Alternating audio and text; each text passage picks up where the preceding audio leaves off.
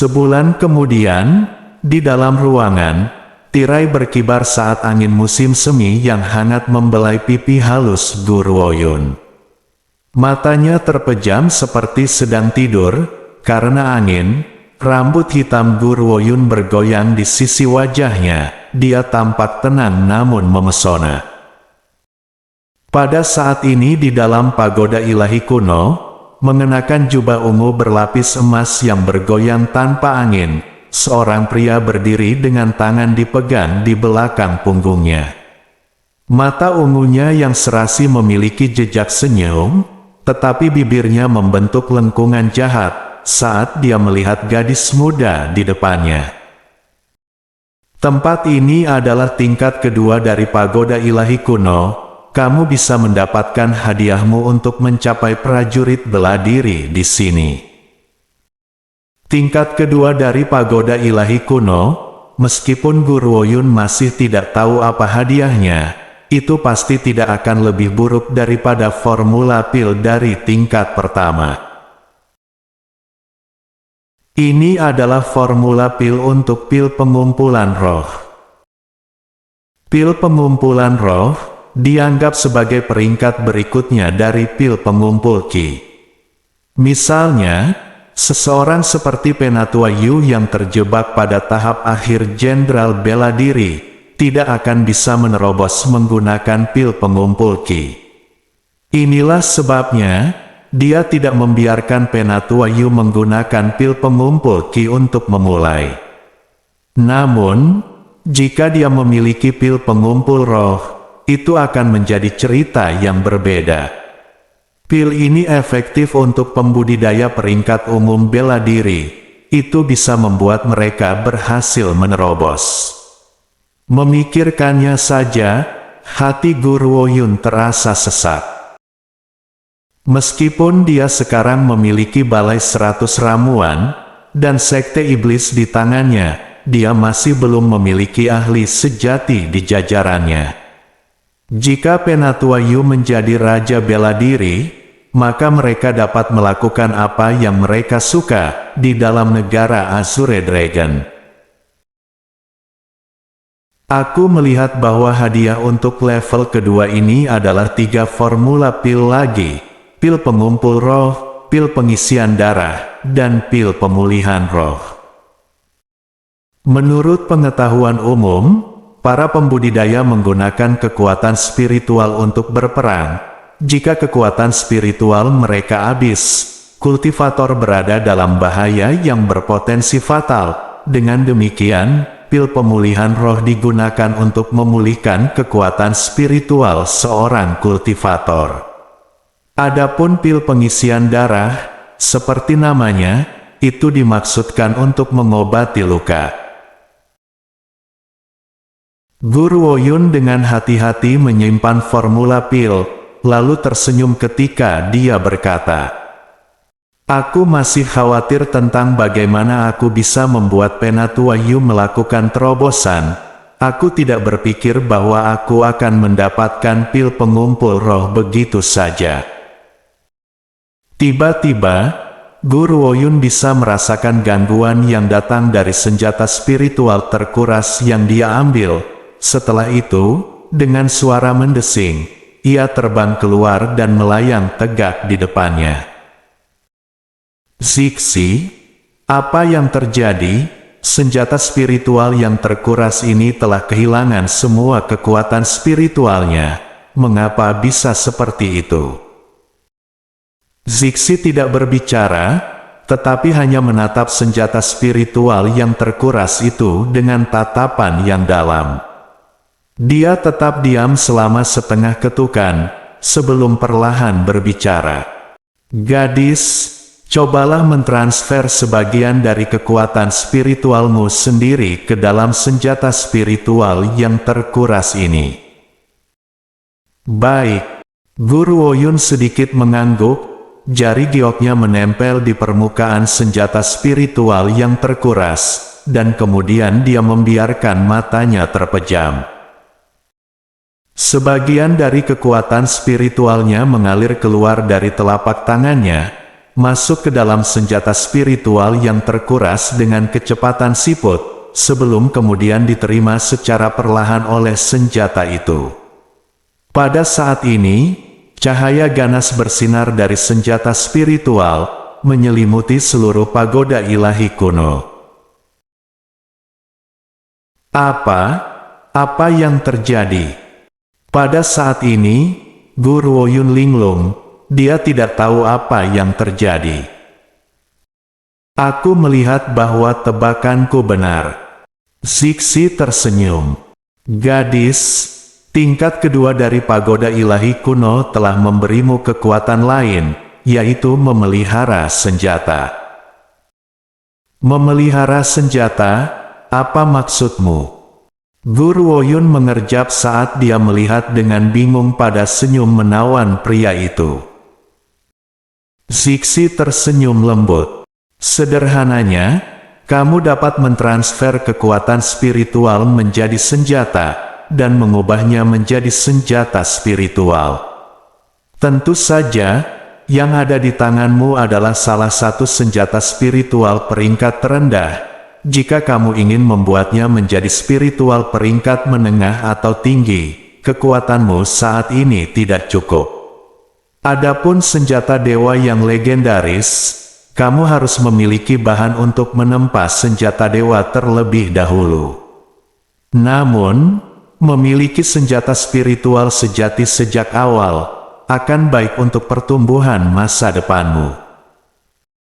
Jantung Guru Woyun langsung berdetak kencang. Dia melihat senjata spiritual di tangannya dengan takjub, dan butuh waktu lama untuk memulihkan kesadarannya. Arti dari apa yang dikatakan Zixi adalah, mulai sekarang, selama dia mau, dia bisa memiliki senjata spiritual sebanyak yang dia inginkan. Bahkan di daratan puncak timur, senjata spiritual adalah keberadaan yang sangat langka. Lebih jauh lagi, ini ada di daratan roh barat, yang sumber dayanya jauh lebih miskin daripada daratan puncak timur.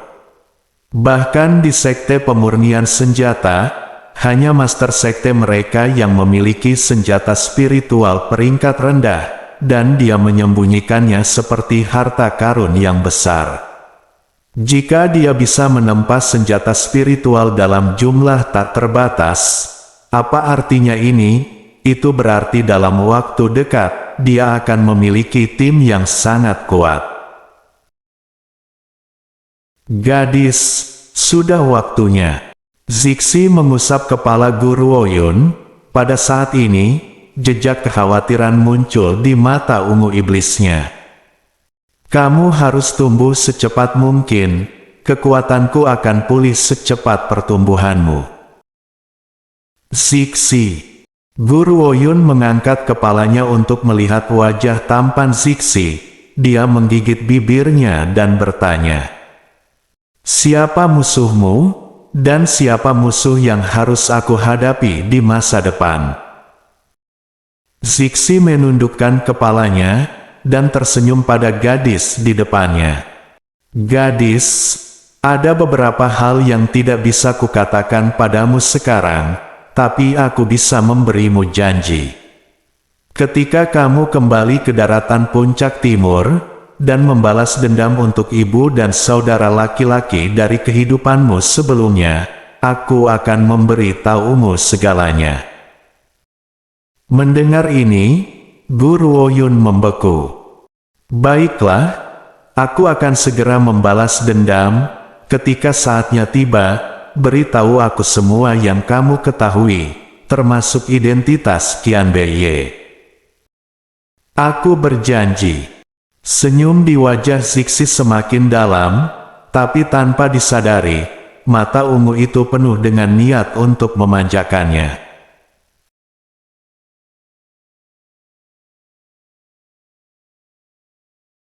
Guru Woyun baru saja meninggalkan pagoda ilahi kuno.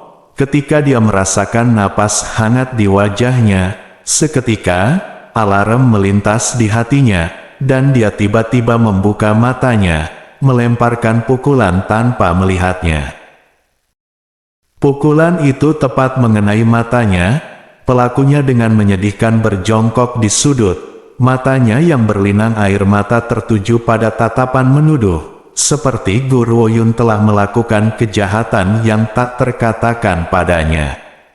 Namun, ketika ditemani oleh wajah cantik yang tiada taraf itu, penampilannya yang salah hanya memanjakan mata, bahkan kecantikan yang menghancurkan pun tidak cukup untuk menggambarkan kecantikannya yang mengejutkan itu.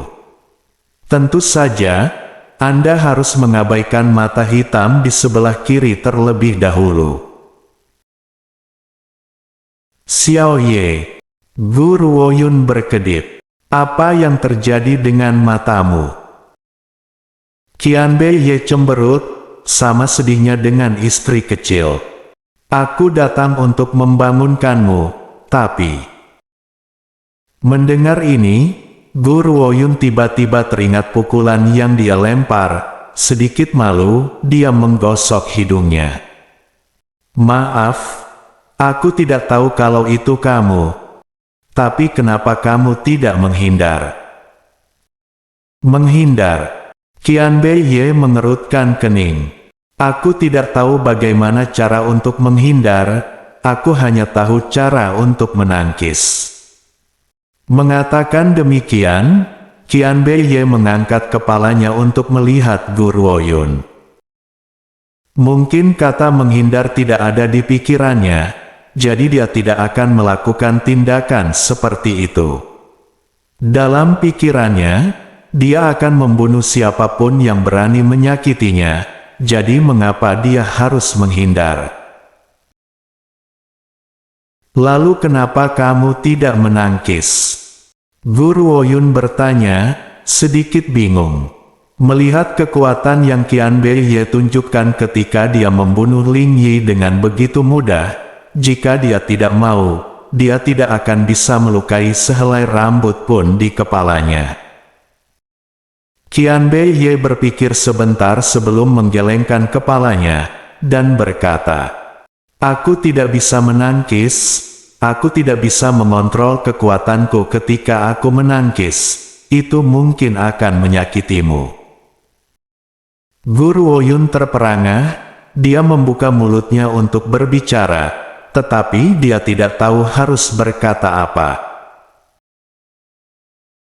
Xiao Yun, apakah aku mengatakan sesuatu yang salah? Melihat Guru Woyun tenggelam dalam keheningan, gelombang kepanikan tanpa sadar mulai terbangun di hati Qianbei Ye, jadi dia memutuskan untuk menjawab pertanyaannya dengan hati-hati.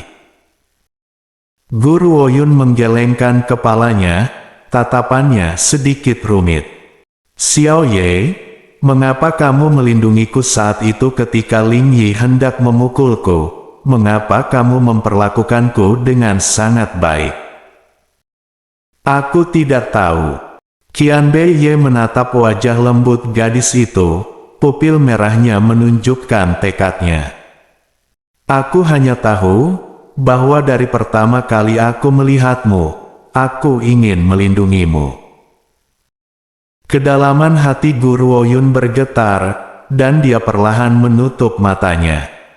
Di masa lalu, seseorang juga mengatakan bahwa dia akan melindunginya dan merawatnya, tetapi pada akhirnya, dia telah menyebabkan kematian adik laki-lakinya, karena dia telah menaruh kepercayaannya pada orang yang salah. Xiao Ye, aku sudah di sini selama lebih dari sebulan. Aku tidak tahu apakah Balai 100 Ramuan mengalami masalah atau tidak. Jadi aku akan berkunjung ke sana terlebih dahulu. Gadis itu membuka matanya, senyum di wajahnya yang cantik. Ibu, Yuer, kakek, yakinlah, akan ada hari ketika aku akan kembali ke daratan puncak timur, dan menggunakan darah musuh kita untuk membuka jalan bagi kepulanganku. Selain itu, Xiao Ye, ada sesuatu yang aku ingin kamu membantuku.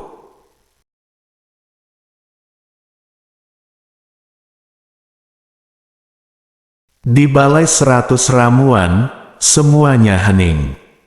Karena Ling Yu telah didorong mundur oleh Penatua Yu sebulan yang lalu, dia tidak datang mencari masalah lagi. Itu damai, sampai-sampai semua orang melupakan keberadaan Ling Yu. Pada saat ini, ketika penjaga toko Zhao melihat Guru Woyun berjalan ke aula, dia sangat gembira di dalam hatinya, dan buru-buru berjalan ke arahnya untuk menyambutnya. Nona Sulung, Anda sudah datang. Di mana Penatua Yu? Tatapan Guru Woyun menyapu aula, tetapi dia tidak melihat sosok Penatua Yu. Nona Sulung, Penatua Yu tidak ada di balai 100 ramuan sekarang. Apakah Anda ingin pelayan ini memanggilnya? Ya, panggil Penatua Yu, dan beritahu dia bahwa aku memiliki beberapa urusan mendesak. Guru Woyun dengan santai mengeluarkan selembar kertas, dan dengan acuh tak acuh berkata, "Bawa juga semua ramuan yang tertulis di selembar kertas ini kepadaku, secepat mungkin." Ya Nona Sulung. Penjaga toko Zhao melirik ramuan yang diinginkan Guru Woyun, dan dalam hati terkejut, namun dia tidak mengatakan sepatah kata pun dan pergi dengan hormat. Dia agak penasaran di dalam hatinya, tumbuhan yang diinginkan Nona Sulung sangat berharga, beberapa hanya akan menumbuhkan satu daun setiap beberapa ratus tahun, apa yang akan dia lakukan dengan ini?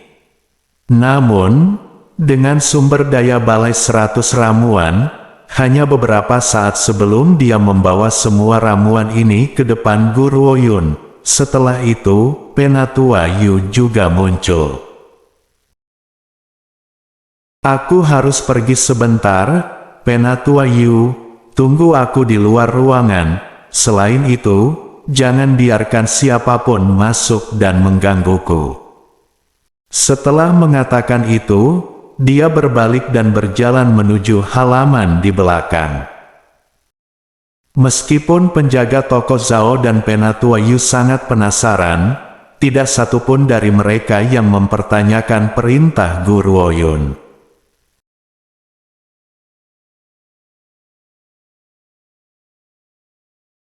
Di dalam pagoda ilahi kuno, tepat setelah Guru Woyun masuk, dia langsung bertanya, "Zixi, aku sudah mendapatkan bahan untuk pil pengumpul roh, apakah kita akan mulai memperbaikinya sekarang?" Zixi tersenyum. Metode untuk memperbaiki pil pengumpulan roh ini sedikit berbeda dari cara kita memperbaiki pil pengumpul ki. Namun, mereka akan menghasilkan hasil yang sama. Bagimu, itu tidak terlalu sulit. Baiklah, sekarang kamu bisa mencobanya. Baik. Guru Woyun memiringkan kepalanya, sebelum mengalihkan pandangannya ke kuali.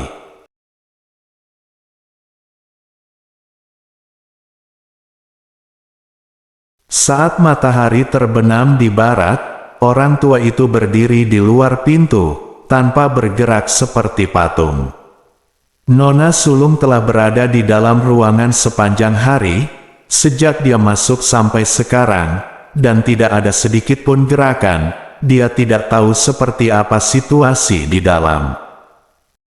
Saat dia bingung mengapa Guru Woyun mencarinya, pintu kamar di belakangnya perlahan didorong terbuka, dan kemudian suara jernih gadis itu memanggilnya.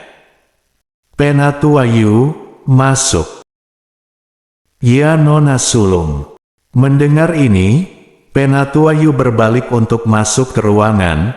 Melihat gadis yang berdiri di tengah ruangan, dia berkata dengan ekspresi sangat hormat, "Aku ingin tahu urusan apa yang dipanggil oleh Nona Sulung untuk hari ini."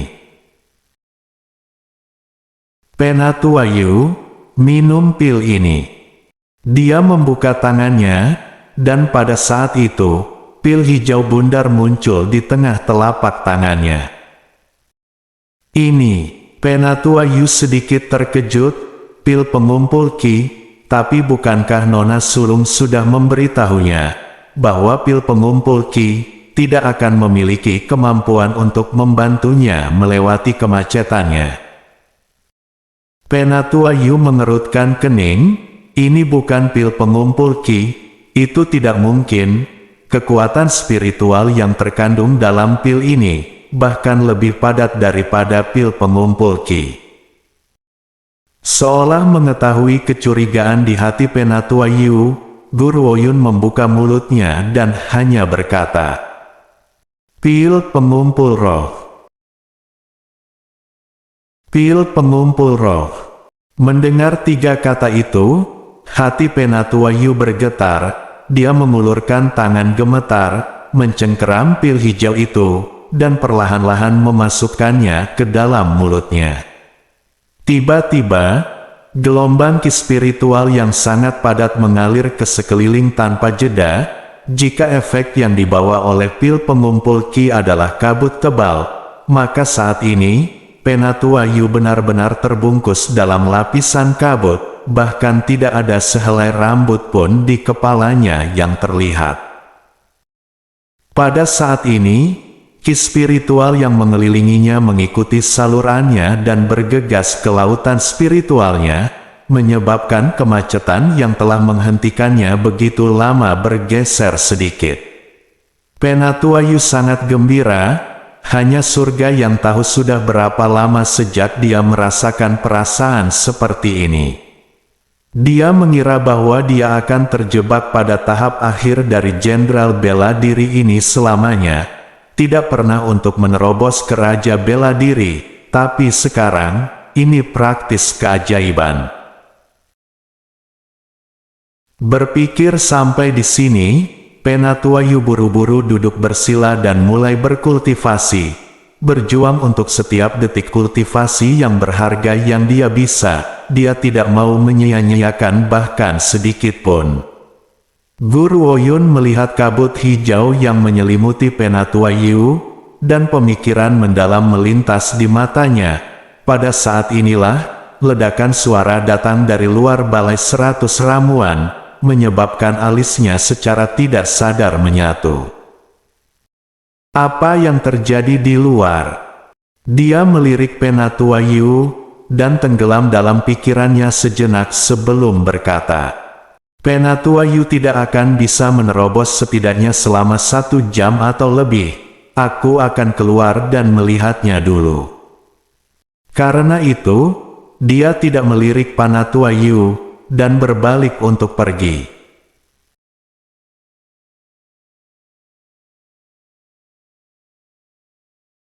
Pada saat ini, di jalan utama, tangan Ling Yu di pinggangnya saat dia dengan marah memelototi kerumunan.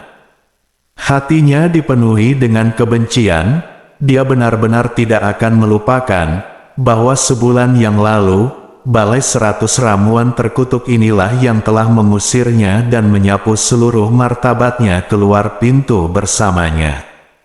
Bagian terburuknya adalah, setelah mengetahui apa yang dia katakan di luar balai 100 ramuan, bibinya memarahinya dengan ganas. Bahkan pamannya, sang kaisar, ingin menanyainya atas kejahatannya. Jika bukan karena bibinya memohon padanya, dia akan menjadi narapidana di penjara. Dia tidak mengerti, balai 100 ramuan ini hanyalah sebuah toko pedagang kecil. Apa yang hebat dari mereka sehingga bahkan kekuatan bibinya tidak berguna? Namun, dia tidak perlu takut pada mereka lagi.